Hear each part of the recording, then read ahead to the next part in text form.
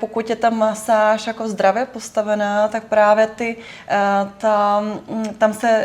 tam nejsou žádné jako hranice v tom, že něco musí a něco se nesmí. Toto Je náš Tantrakast. Nekonečná studánka blaženosti. Maximálně jenom v těch osobních hranicích. Jo? Kde je mi to příjemné, aby se dotýkala, kde je mi to příjemné, aby se někdo mne se dotýkal. A to je to nejdůležitější za mě. Komunikace ohledně vlastne osobných hraníc. Mne sa vlastne páči ako také moje poznanie, že keď som robila v salóne, tak vlastne niekto sa staral o tú moju hranicu. Čiže salón mal nejaké pravidlá a vlastne cítila som sa tam bezpečne. No po čase som ako keby zacítila takú chuť si to začať preskúmavať sama. Čo sa stane, ak tam nebude nádo mnou niekto, kto ma bude chrániť? A vlastne som zistila, že sa vlastne o seba viem postarať. Áno, áno. A to je pre mňa ako veľmi taký ako silný moment. A stále, keď príde ako keby ten muž na to stretnutie a teraz tam tak stojíme a ja sa pred neho postavím a vlastne sa ho dotknem a mu poviem, že si môže tak ako vydýchnuť, že už je tu, tak ho vlastne vyzvem k tomu, že je vítané, nech povie alebo urobí čokoľvek, čo má chuť, ale že ja sa o seba viem postarať. A preto som vlastne prestala ako keby nazývať tie masáže masážami, ale stretnutiami, pretože je pre mňa ako keby vítané akákoľvek jeho nálada alebo potreba. A ja sa viem vtedy rozhodnúť, že áno a takýmto smerom, nie takýmto smerom a vlastne ako keby sa s tým ako keby dá hrať. A to ma zároveň pri tých stretnutiach udržuje ako veľmi živou, pretože narážam na hranicu svojho bezpečia a také ako keby komfortu. A to sa mi ako páči vlastne. My se tady vlastně spolu bavíme o hranicích a za mě bavili jsme se tady o erotice, bavili jsme se o tantře a bavili jsme se i o tom, že pro spoustu lidí tak je právě, že si nedokážu představit, co vlastně jakoby obsahuje ta tantrická masáž.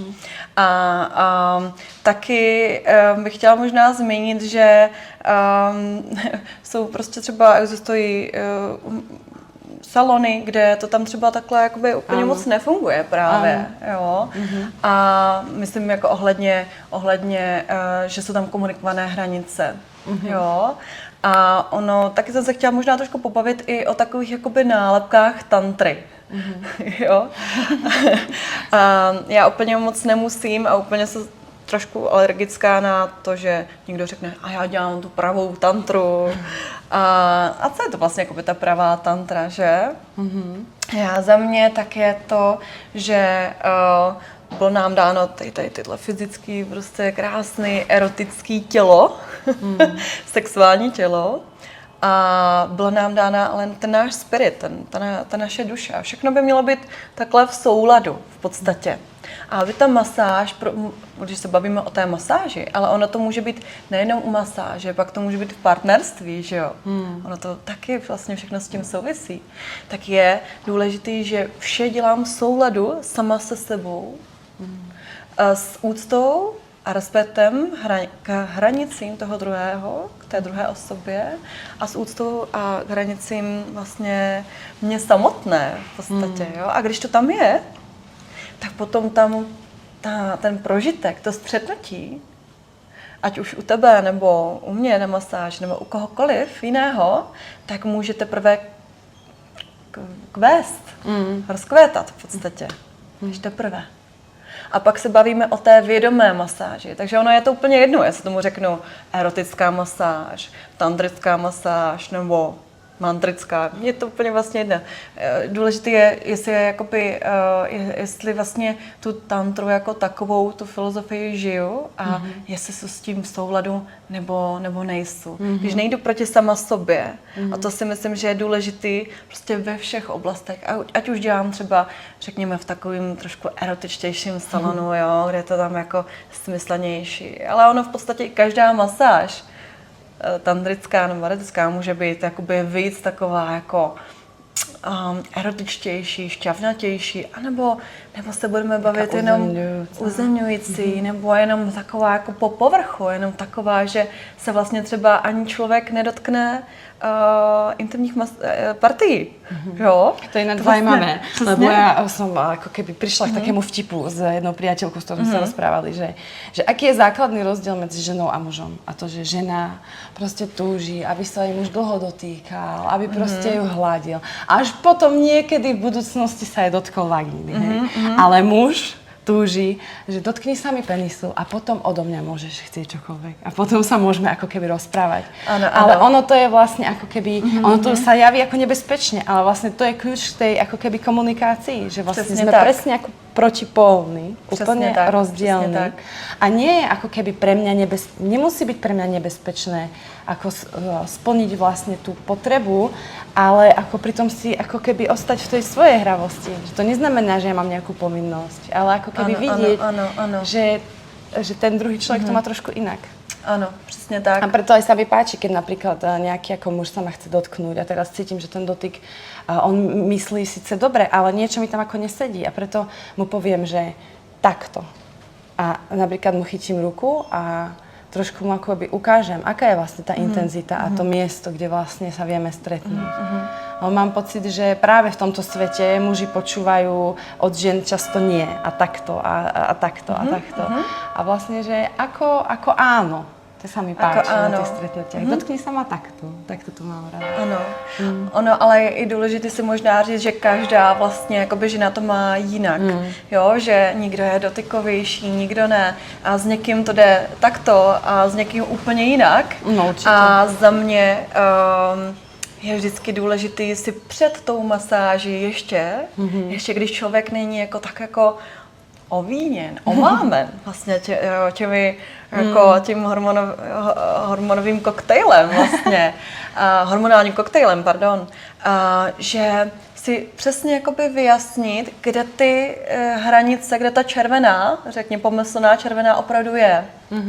Jo, ono totiž a ono to zase jakoby vychází třeba i z nějakých jakoby zkušeností a třeba i právě to povědomí o tantře, jaký má nálepky, že se tam děje třeba i jiné služby než erotické, ale třeba sexuálního charakteru a to možná může vycházet právě z toho, že tam nedošlo k nějaké komunikaci vlastně na začátku. Jo? Stalo se ti třeba někdy o sobě, že třeba to neuměla komunikovat, nebo v tvým okolí, že prostě máš nějakou špatnou zkušenost? Třeba? Určite, ako keby som sa dostala vlastne do zabehnutého erotického salóna, čiže ako bol to taký ako šok. Tí muži boli na niečo zvyknutí a proste tak. A ako ja som častokrát to chcela tou krehkosťou a vlastne niečo sa stalo a ja som povedala, že to nevadí. Ale ako keby to boli maličkosti. To sú také úplne maličkosti, ktoré to telo ako keby zavníma, že sa vlastne stalo niečo ako keby navyše. A ja vnímam, že to je v poriadku, keď sa to stane. Ale za mňa je dôležité, aby som sa minimálne na začiatku mala kde a s kým porozprávať po tom stretnutí, že bolo to veľmi príjemné stretnutie a tu nás sa stal ale moment, ktorý trošku vo mne leží, niečo s ním nie som úplne, alebo som sa dostala do sporu s tým klientom, alebo sama so sebou a že vlastne pre mňa ako keby prvý rok vlastne bol kľúčový sa s mojou veľmi dobrou priateľkou proste stále rozprávať po tých masážach o tom. Ale nielen o ťažkostiach, ale zároveň aj o tých pekných chvíľach. Prišiel muž, ktorý teraz ako keby niečo tam ako medzi nami prúdilo. Bol tam nejaká zaujímavosť. A vlastne, kde som si to dovolila ako keby sa tým tak nadýchnuť? Kde zase nie? Kde som to v sebe potlačila? Čiže je podľa mňa rovnako keby dôležité prechádzať tie ťažké momenty, ale zároveň aj tie krásne momenty. Toto je náš TantraCast. Volám ťa k našim Reels. Tvoríme ich ako erotické hádanky pre každodennú prax. Cvičíš, medituješ, modlíš sa, tantríš sa. Presne tam patria naše krásne obrazové zastavenia, ktoré pre svet voláme Reels.